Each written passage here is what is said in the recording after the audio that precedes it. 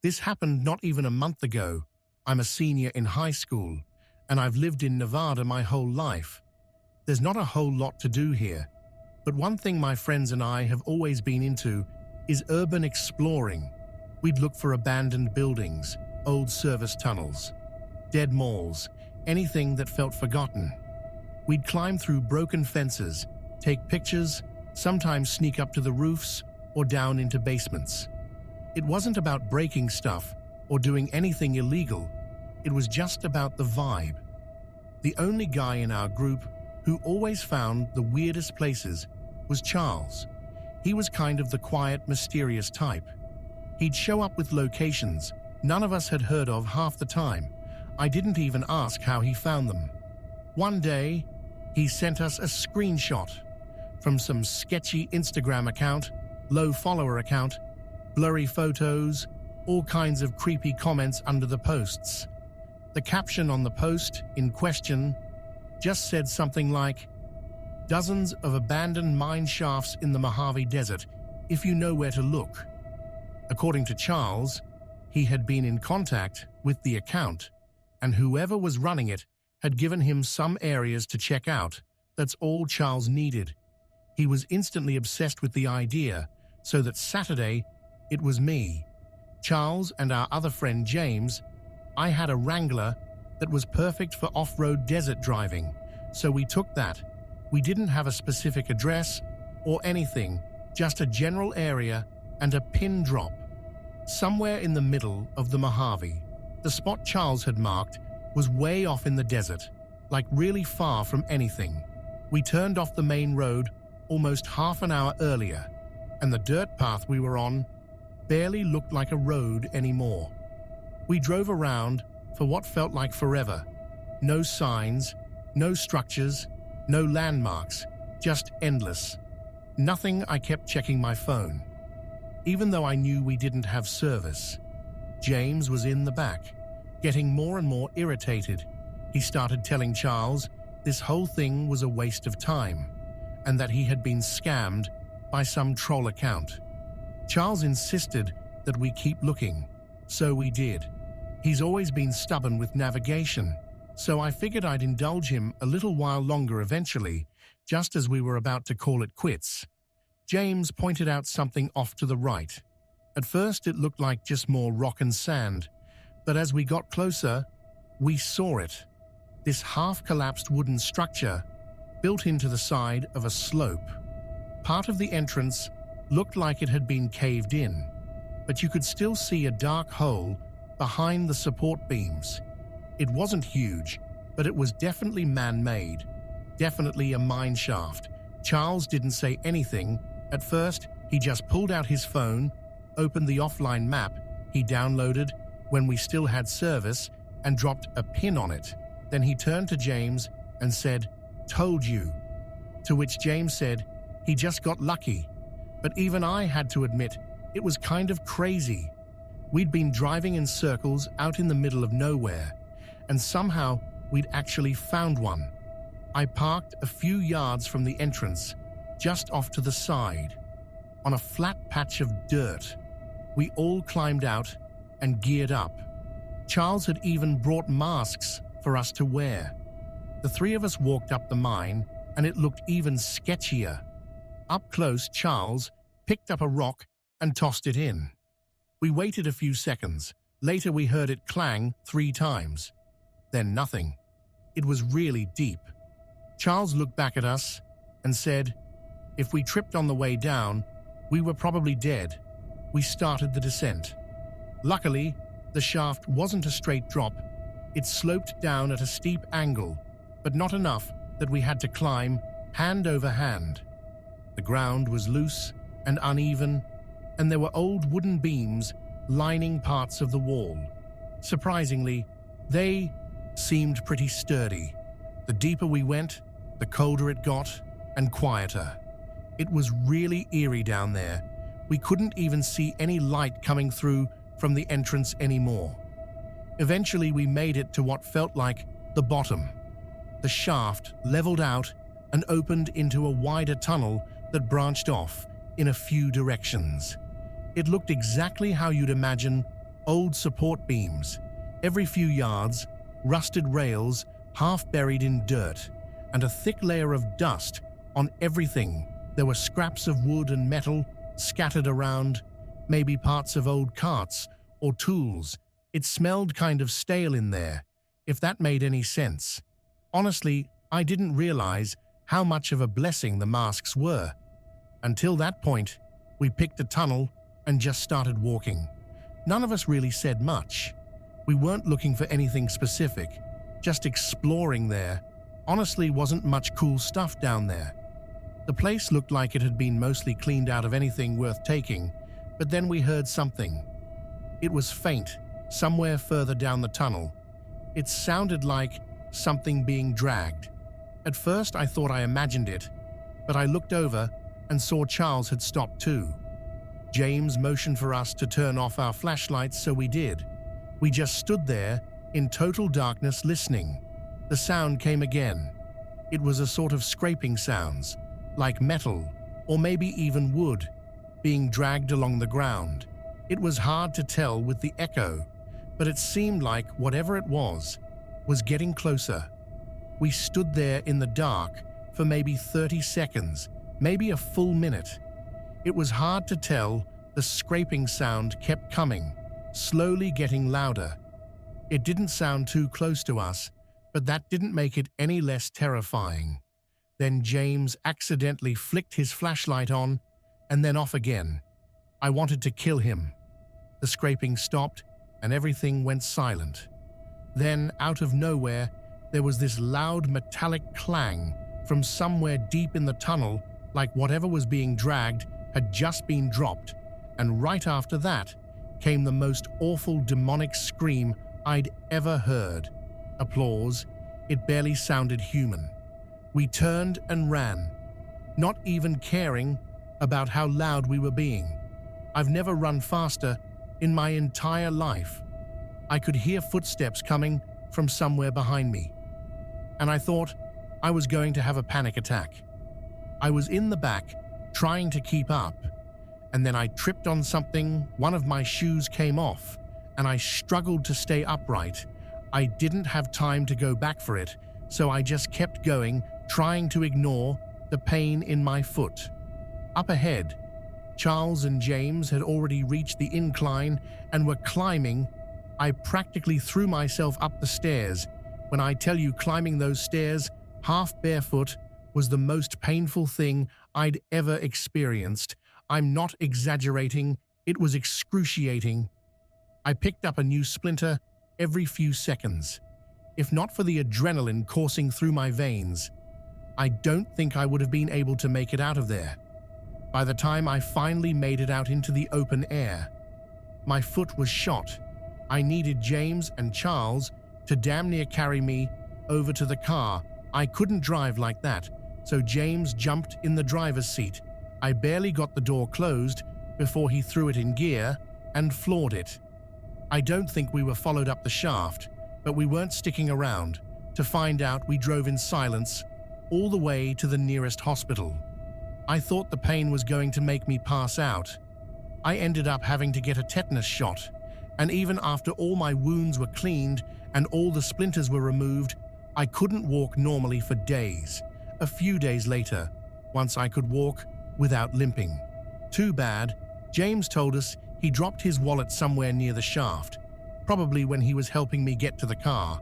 He hadn't said anything at the time, but now he figured it was worth going back just to the entrance. No way were we going back inside, so the three of us drove back out there, using the pin that Charles had saved. Obviously, James's wallet was nowhere in sight, but we did find something: my shoe. It was sitting a few feet from the mine's entrance. I cautiously walked over to it and picked it up. It was torn up, like someone, or dare I say something, had bitten into it. There were literally teeth marks in my shoe, and entire chunks of it were missing. We didn't stick around much longer after that. None of us can come up with any rational explanation. You might be quick to just say it was some homeless person living down there. But if that were the case, how the hell had they managed to stay alive for so long? There was no food down there. What in the world would they eat? Charles said that Instagram account never responded to him when he DM'd him about what happens. It's going to be a long time before I do any urban exploring in the desert again.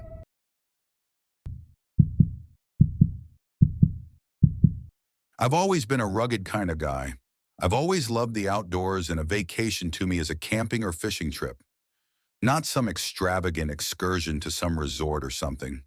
My girlfriend of 6 months shares my love of nature. That's probably one of the main reasons we started dating, if I had to be honest. A couple weeks back, Tiki and I decided to do something a little different. We drove out to the desert to camp for a few days. We'd both done forests, mountains, lakes, all that. But neither of us had really experienced the kind of open, silent, dry isolation the desert offered. It just felt like something we had to try at least once. One of the main reasons we landed on the desert too was the stargazing. That's something we both love, probably more than anything else. Even back when we first started dating, we'd take drives out past town just to lie on the hood of the truck and watch the stars.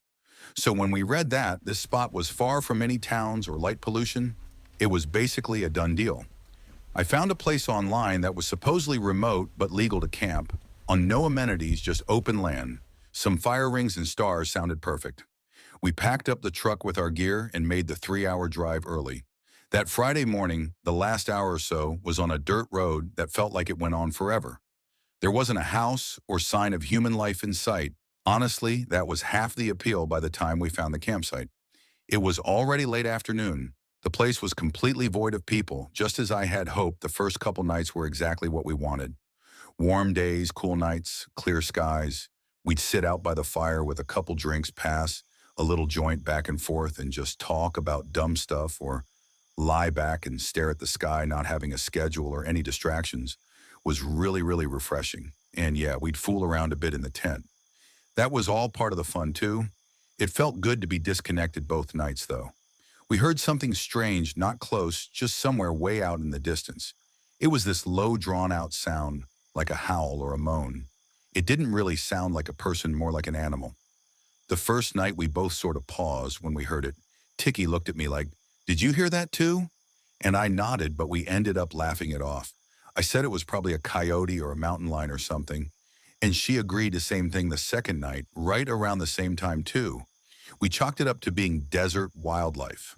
I mean, there's all kinds of stuff out here that we're not used to hearing. It was unsettling, sure, but we weren't going to let it ruin the trip. The third night, I woke up to the sound of footsteps outside the tent. It was soft at first, just a couple faint crunches, like someone walking slowly over dry dirt. I held my breath and listened. It wasn't an animal. It was too steady and slow. I didn't move. I wanted to grab the flashlight, wake Tiki up, and say something, but I couldn't. I was frozen. My heart was pounding, and every muscle in my body felt locked up. The steps didn't go around the tent.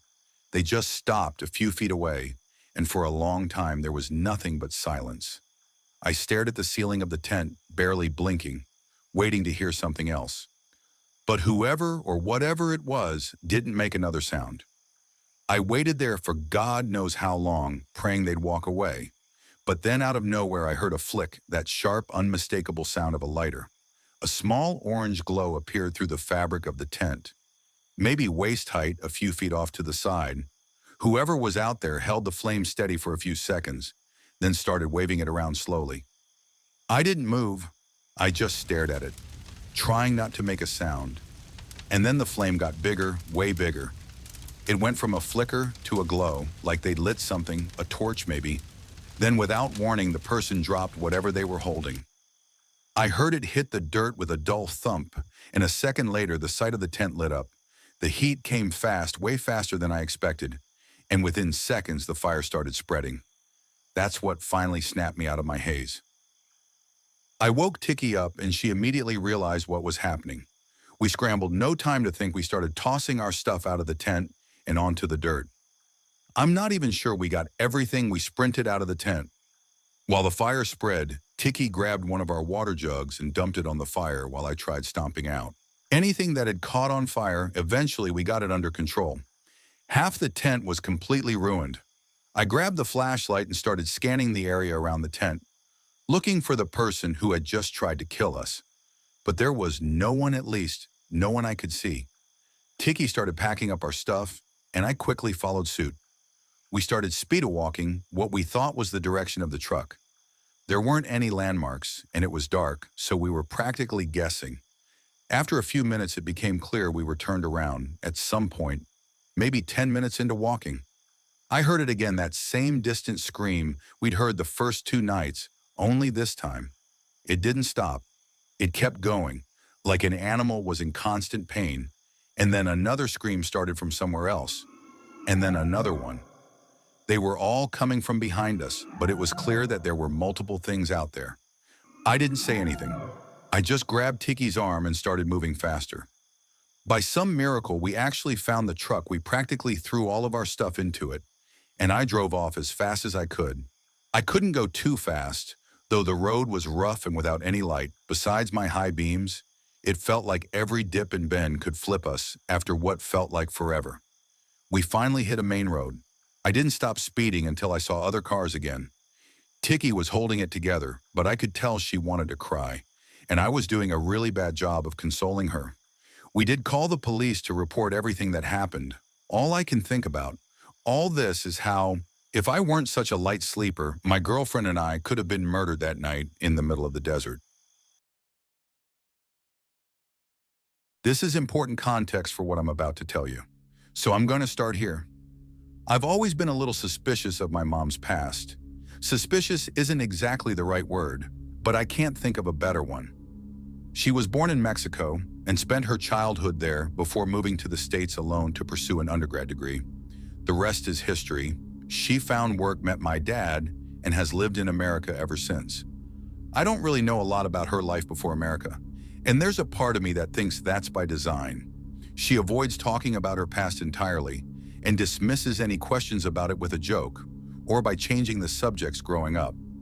My dad always told me that it was because she had some childhood trauma that was better left undiscussed, and I believed that for the longest time. I mean, why wouldn't I? But as I grew older, I started getting more and more curious and would often marvel at how skilled my mom was at dodging those kinds of questions at family gatherings and whatnot. Here's what I do know. She lived in a border town somewhere in northern Mexico along the Texas border. It doesn't have the best reputation being a border town, and all the closest I've ever gotten to knowing anything about her parents is a joke that she told a few times. When I was younger, she would laugh that her dad's side of the family were the politicians and her mom's side were the crooks. But she was never able to tell which was which. I never read into it as anything beyond a cynical political joke. But as I grew older, I started wondering whether there was more truth to that statement than I had originally thought. Her dad worked for the government in some capacity, and she never spoke about her mother, not once. The only other piece of information I have is a name. I'm not going to write it out, so I'm just going to call him R. One night, when I was around 10 or 11, I woke up in the middle of the night to use the bathroom as I was walking past our living room. I heard my mom speaking in a quiet voice. I didn't understand Spanish, but she repeated R's name multiple times the way someone talking about someone would, as opposed to someone speaking directly to someone. All the lights in there were off, so I couldn't actually see her. But I could hear her, even though I knew it was just Mom. My young self was still a little scared of the dark, so I instinctively flipped the light switch on. She didn't scream or even react to the light. It was like she was anticipating that I'd be there instead. She immediately hung up the phone and glared at me with a look I had never seen from her. She told me to go back to bed, and I did. And that's it. That's basically all I know about my mother's past. A joke, her dad's very vague occupation, and the name R. What I'm about to tell you happened almost a year ago to date, and it's been on my mind a lot recently. I'm from Arizona, lived there my whole life. I was a year removed from graduating college, and I was driving through the desert on my way to meet up with one of my old college friends. It was a really long drive on talking, road trip hours, and I was tired of listening to music. I'm not a podcast guy, so I was low-key cycling through my contacts, calling up all my friends and whatever girls I happened to be talking to. Eventually, I decided to call my mom. We're both really into soccer, so we were talking about the upcoming Champions League fixtures and how exciting the matchups were. She's got some serious knowledge on the sport, so the two of us can talk soccer forever out of nowhere. I saw two pickup trucks blocking the road up ahead. It didn't look like a car accident, so I wasn't sure what I was looking at. I was worried that someone might need help or something. So I slowed down as I approached. My mom was still on the phone, but I hadn't let her know what was happening. I stopped my car and sat there wondering if it would be a good idea to get out before I could do anything. Three men sprang out from the two cars, all holding guns. I froze up and realized there was another car quickly approaching mine from behind. I was unarmed, so compliance was really my only choice. At that point, one of the men tapped his gun on my door, motioning for me to get out. The other two stood a little further back. I put my hands up and slowly got out of my car. By that point, the car behind me had fully caught up and was parked a little ways away. The man barked a few commands in Spanish, but I didn't understand what they were saying. I consider my inability to speak Spanish one of my biggest failures in life, especially as a Mexican American. And in that moment, not being able to at least communicate with my assailants, I wanted to die. It didn't take a translator to know what they wanted me to do, though. Before I knew it, my phone keys, wallet, and other personal belongings were in their possession, and it looked like I was going to be stranded in a barren desert with no viable escape. One of the men got into my truck, and that's when things took a turn. I realized I hadn't hung up the phone with my mom, and since my truck was still running, she was still on the line. I watched through my driver's side window as the man reached his finger toward the screen, as if to hang up only to pull it back, like he had changed his mind. I kept watching, and it seemed like he was listening. I instantly connected the dots. My mom must have been speaking to him. Eventually, I saw his lips start moving and realized they were having a full-on conversation in there. I obviously couldn't hear anything because the windows and doors were closed, but I knew they were speaking Spanish. I swear in my life. I'm 90% sure he repeated ours name a few times, like my mom had said it, and he was making sure he heard it correctly. At some point, the other guys must have realized what was going on because they stopped guarding me and approached the car. The guy inside rolled the window down and stared at me as he spoke to the other two men after he finished talking. All three of them turned and stared at me as if sizing me up. The conversation didn't last long. After that, they hung up the phone and walked back over to me. They handed me all my stuff back, including my car keys. The only thing they took was the cash in my wallet. One of the men looked at me, smiled, and in a thick accent said, "Tax," as he did it. I had never been more happy to lose all my cash in my life. As I drove away, all three cars, including the one that had been behind me, started speeding off into the desert away from the road. My plan was to try memorizing their license plates, but none of the cars had any. I was still in shock after a few minutes of driving. I called my mother back and demanded an explanation. She told me that she had simply threatened to call the police on them as she was tracking my location and knew exactly where I was. I told her that was obviously BS and insisted she tell me what they had really been talking about. She was adamant about her story, though, and told me most of the Spanish was just her pleading her case. Even though I didn't believe her story, there was nothing I could do but accept it. I asked her to call the police for me, and she said she would. Eventually, we ended the call, and I drove the rest of the way in complete silence. In all honesty, I blocked that experience out of my mind for as long as I could, but over time I just couldn't anymore. I'm becoming more and more sure that my mom had some kind of tie to a Mexican gang or cartel growing up. And even scarier, maybe that tie didn't end when she left Mexico. She knows I'm not stupid, so I don't know how much longer she expects to keep the charade up. I feel like I should just straight up ask her, but I'm really worried about what kind of tension that might create. Or worse, what kind of world I might be getting myself into. Should she tell me the truth?